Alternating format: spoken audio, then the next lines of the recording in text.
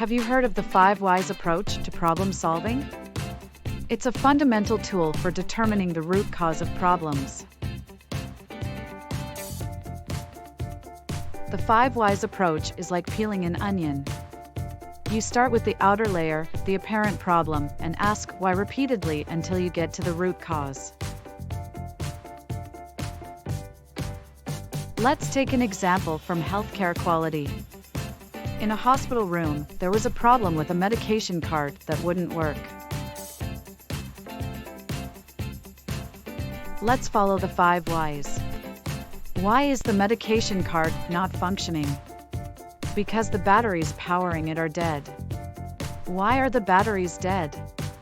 Because the outlet for the charger is not working. Why is the outlet not working? Because the outlet got wet.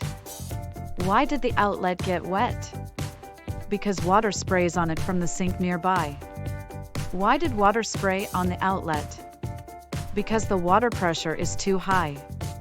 Thus, the root cause was the water pressure. That simple example shows us the power of the 5 Whys, but the 5 Whys is just one part of a robust problem-solving process. To learn more about the 5 Whys and other problem-solving techniques, visit emsstrategies.com.